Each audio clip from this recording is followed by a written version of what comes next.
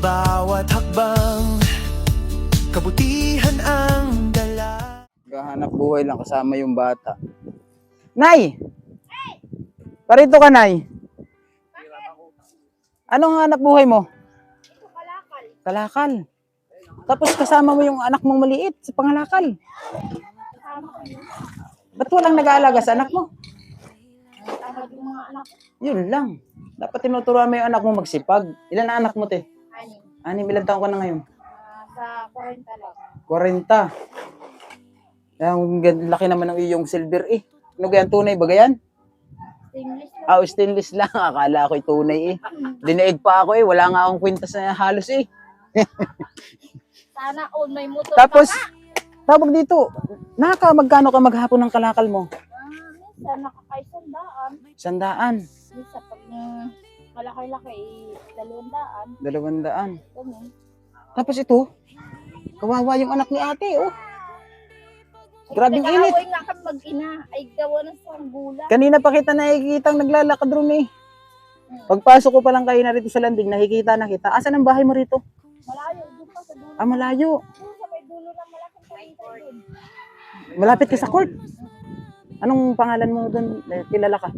Baka sakaling makabisita ako doon. Yun eh. Oh. Mamimisita ako doon sa bahay mo. Bibili ako ng bata. Marami yata yung bata mo eh. Wala naman. Ay, huwag naman. Wag naman. Ilan po anak mo? Nag-aaral sa akin ng 3. Ah, may nag-aaral naman. Tapos pinakamatanda mong anak. Na kay ma'am. Ay, nasa Maynila. Ilang taon na yun? Nagdibo na ng 18. Babae kay nagdibo ng 18 ano, kung 21 ay di lalaki. Ay pagkahina naman na rin nag-interview. Kaya nga eh. Kaya nga eh, ay kung 18 yun ay babae. So yun pala, ang kinikita mo lang dyan maghapon, minsan 100. Oo. Tapos wag, Kababaan ay 20. di kusog kami kayo mainit. 10. Tapos may anak ka pang daladala, buntis ka pa ata ngayon. Bilbilang. Bilbilang yan. Tali na. Ayoko naman. Tali na. Tapos Tapos, sa iyo ay. May kuwang ka, may asawa ka pa ngayon. Meron. Asan ang asawa mo? Ay, ang budget namin ay ganun na. Tapundaan. Maghapon. Ba yun? Ilan ang anak mo ulit na pinapakain ngayon sa ngayon? Yung pinapakain mo? Panganay. Magsusustinto ka pa sa panganay. Ano ba yung nag-aaral doon? Wala lang yung Malalaki na. Ba't hindi mo? Uy, nakulong ka pa. Ilan taon? Hindi ko naman tunay na anak ko yun. Sa ibang babae mo. Kumbaga, yung pinakang anak mo lang talaga, mismo sa inyong mag-asawa ngayon. 6 lahat yan. 6 lahat. Galing yung lahat sa iyo yun. Walang hindi kasama yung anak mo sa iba.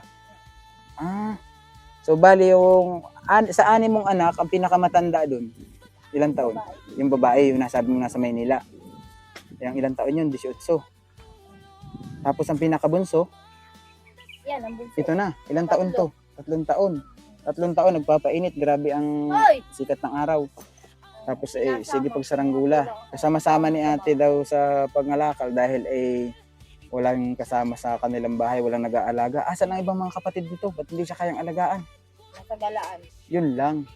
Dapat yung mga anak mo, binibriefing mo na, tumulong kayo sa akin. Ako'y hahanap buhay para tayo may makain. Yun, nakagat ng akin yung tulipaw na yun. O sa iyo pa to, may isa kanina dito? Oo. Ito po kasi yung sabi la ay natural Filipinos life. Ako naman ay kuya, ay walang cellphone. Walang, basta wala sa akin lahat. Ang inaisip mo araw-araw ay makahanap buhay ng ganyan. Makapakain mo yung pagkain ng anak mo. Ayos lang kahit asin ang ulam. Oo. Pero ang pinakamadalas mong ulam, Minsan asin, tuyo, ganun. hindi kaya nakakatikim ng kon. Hindi. Mga baboy man lang, Madalang, isda. madalang. Dalang manok. At least nakakatikim kahit madalang, no. Tapos si kuya, anong permanenteng trabaho ng asawa mo ngayon? Pintor. Pintor. Daming utang. Bali talagang kulang pa rin. Kulang at kulang. Yun ang mahirap po sa atin ngayon na dumarami yung pamilya natin, lumalaki, tapos ang hindi naman sapat yung kinikita. Kaya siguro si ate nag-decide na magpatali. Ngayon ay 40? 40 ka na? Okay naman na, kay 40 ka naman na pala. Sabi ko nga Eh, ang lalaki naman, ay walang sabi ko problema. nga, kuya, Oo. maghahanap siya ng babae, doon na lang siya mag-anak. Pero sa amin ang sulit. Sabi niya, Abay, pamimigay ko naman ako kuya eh. hindi mo natatanggapin yung anak niya. Hindi mo. Bahala siya eh. Pamimigay ko na kung gusto niya eh. Meron ka na eh. Basta, sabi ko, Ang sulit sa iyo. oo, sa amin ang sulit. Basta pag hindi kami sinulitan niya, hindi siya alagaan. Yan ang mahirap nun. So, ako tayo, may meron pa ako nabilin dito. Ibibigay ko na sa iyo. Ano? Ito yung bigas. Tumatanggap ka ba ng bigas? Huwag lang isako. Importante sa akin sako. Yan yung sinasabi ko. Namimigay ako ng bigas, pero sako hindi. Yup. Kuhaan mo dito sa loob ng sako. Bibigyan natin ng bigas si ate. Sige, silang na. Salamat. Thank you, bossy. Ayun. Talaga naman.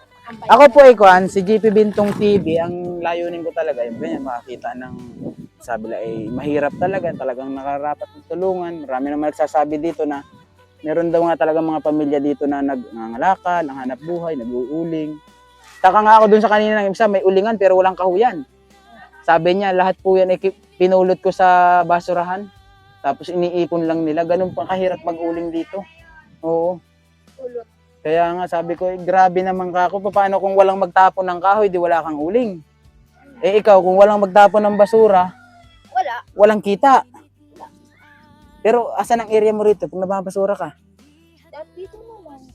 Hindi Dito lang. napunta bayan. Asan ba ang damsit ng Lucina? Doon. Sa may bilang kalapit ng port na yun. Doon na talaga ang damsit ng Lucina. So dito talaga tinatambak ang mga basura nila. Ano? Sinusunog naman. Sinusunog.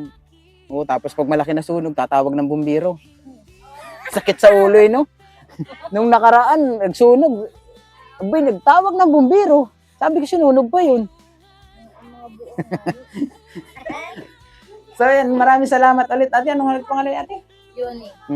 Ako po ay makikita, yung akin nung ganitong interview ko, wala itong labot, wala itong kwan sa communication sa gobyerno. Makikita ako sa YouTube. Kung may TV ka, may internet, may kita mo rin ako sa TV. GP Bintong TV, pangalan ko, ito. Wala ta akong sticker, nasa damit na lang. Yan yung pangalan ko sa YouTube. Kung may kakilala kang charity vlogger, ganyan din yung ginagawa. Sinong kakilala mong ganyan din ang ginagawa sa pag-video, mga vlog? Ikaw lang kilala. Ako lang. Kasi si ate kanina, Lager.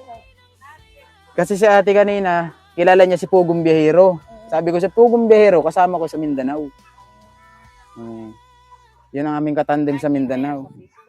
Sa YouTube po, ma'am, ako nagpupukus. Anong JP Bintong TV po. Ang pangalan ko sa pan, wala po akong sticker. Bago lang kasi ako dito sa inyo, sa Lucena. Ito po. Bintong TV? Hanapin ko yan. Kung pwede nyo din naman i-search nila po, Bumbihero, ganyan, makikita din ako. Oo. Uy, Makikita. nag-message ako doon. Makikita po, kasama ko po yan sa Mindanao. Oo. Galing po ako Mindanao, bali 2 weeks pa lang ako dito sa Lucena. Hindi mo nagre-reply sa Sa sobrang dami po kasi ng komentor, hirap na rin po talaga kaming makareply. Ayun. Sa sobrang, sige, chat, comment.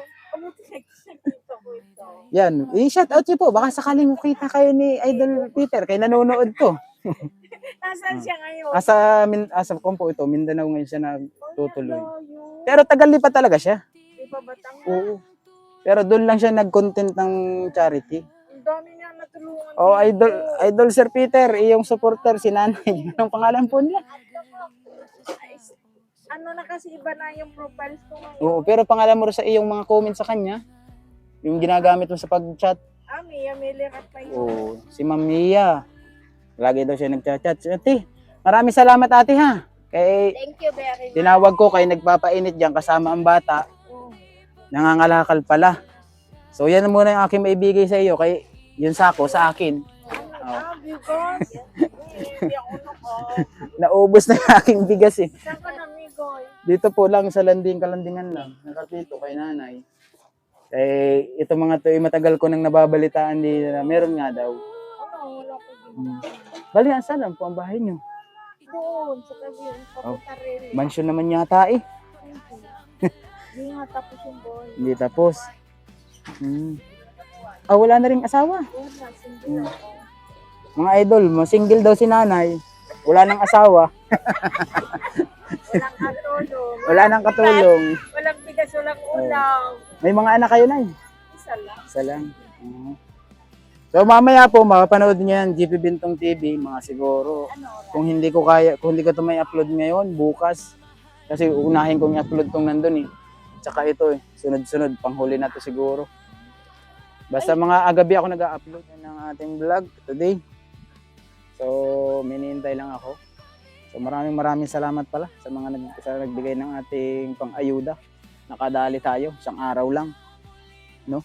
So, baka susunod siguro, makabalik tayo dito kasi meron pa tayong isang target doon na hindi pa natin napuntahan. So, ating babalikan yun. So, maraming salamat po ulit sa lahat at titiwala ninyo. Siyempre, JGP Bintong TV. Sabi nga ay the best of the good deliverer, di ba? Tayo yung taga-deliver ng mga blessing na nanggaling sa mga buong tao.